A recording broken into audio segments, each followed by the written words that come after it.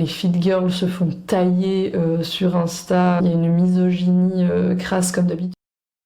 Il y a beaucoup de choses qui ne me plaisent pas chez Marvel et qui m'empêchent de lui afficher ou de lui prodiguer un soutien unilatéral. Dans un live sur Twitch, il aurait dit le grand noir qu'on brime. Bon, il n'a pas dit brime, hein, parce qu'il a un vocabulaire un peu plus limité, mais enfin, c'est ce que j'ai compris. Le grand noir qu'on brime, ça va être pratique avec Black Lives Matter, tu vois. Je vais être celui qu'on veut faire taire. Là où il s'est trompé, c'est que la communauté la victime expiatoire de la violence communautaire, il y a une hiérarchie dans les communautés. Et ça, il n'avait pas conscience. La carte « je suis noir » se couche devant la carte « je suis une femme ». Bien sûr. Et puis la carte « je suis une femme » se couche devant on ne sait pas quoi, Christophe. Non, on ne sait pas. Non, non, tu ne sais pas. Les trolls, hein, que je connais bien, pour en avoir été l'objet et continuer à en être l'objet, sont souvent des amoureux déçus. L'agressivité envers un personnage public vient souvent d'une admiration refoulée ou d'une envie de le serrer. Hein. Donc je ne pense pas que Marvel ait eu une admiration refoulée pour celui qui est comparé à Katsumi, ni pour Aline Dessine. Donc en fait, si c'est pas l'admiration refoulée, à mon avis, il y a peut-être envie de la serrer. Et alors, je suis désolé, ça ne plaira pas à tout le monde, mais enfin, je connais quand même bien les rapports hommes-femmes. Je connais bien le fonctionnement du désir. Je sais à peu près le reconnaître chez les gens chez qui je le vois. Et il y a 2-3 allusions qui, moi, qui passent pas trop, en fait. Et son tout premier live sur Twitch était au sujet de mes organes génitaux qu'il avait baptisé Célestin. Par période, il parlait de moi plusieurs jours d'affilée dans ses lives Twitch. Le plus souvent, c'était au moins une fois par semaine. Je trouve ça déplacé, je trouve que ça ne se fait pas.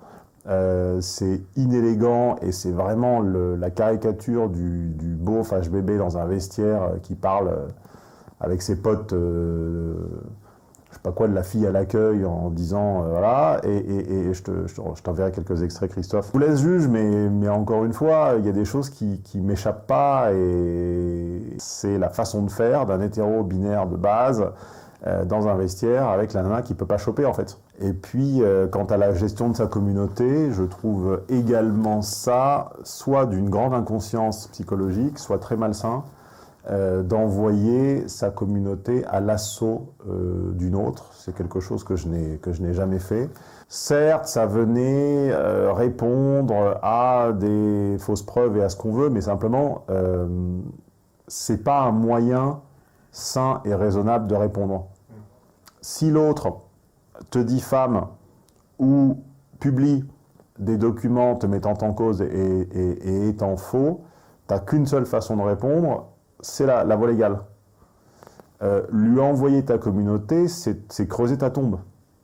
C'est-à-dire que même quand tu ne les envoies pas, les gens qui te suivent, et la plupart qui ont beaucoup de temps libre, parce que quand on est très actif sur les réseaux, c'est généralement pas très occupé, donc on est étudiant ou c'est la nuit, ou on est au chômage, etc. Donc on s'occupe comme ça en interférant et en intervenant dans la vie des gens, eh bien on n'a déjà pas besoin de les lancer pour qu'eux-mêmes prennent l'initiative de contacter les gens dont on parle. Quand on les lance et qu'on les motive, on génère une meute et ça c'est coupable. Enfin à un moment, ta meute n'a pas besoin de toi pour être basse et lâche et vile. Donc en plus, si tu la relances régulièrement en te prétendant menacer ou en te prétendant discréditer ou diffamer, tu génères un effet qui de l'autre, effectivement, va être violent. Tu ne lances pas une meute car la meute ne réfléchit plus.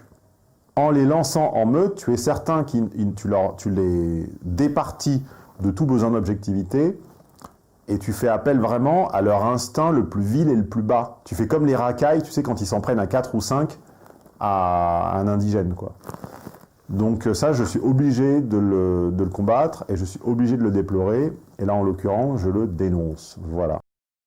Le cyberharcèlement de meute, c'est quand un groupe de plusieurs internautes s'acharne sur une seule et même personne. La loi française reconnaît l'existence du cyberharcèlement depuis 2014, mais l'on ne parle de ce phénomène que depuis très récemment. Nous sommes en 2018. Marlène Schiappa est alors secrétaire d'État en charge de l'égalité entre les femmes et les hommes. Même si vous n'avez envoyé que 2-3 mails ou quelques tweets, quelques statuts Facebook, quelques messages sur des forums, eh bien vous avez participé à un phénomène de meute, eh bien on considère que vous pourrez aussi être condamné. Si 500 personnes postent un message pour vous humilier sur Twitter, par exemple, ça ne fait jamais qu'un seul message à la fois, mais désormais les auteurs sont reconnus comme responsables du harcèlement de la victime dans son ensemble. Le youtubeur Marvel Fitness a été reconnu comme responsable des messages envoyés par sa communauté, ce qui n'aurait pas été possible sans cette loi de 2018. Dans le cas d'une récidive, je lui aurais mis du sursis, et dans le cas d'une récidive, je lui aurais mis du ferme. Je n'aurais pas mis du ferme la première fois.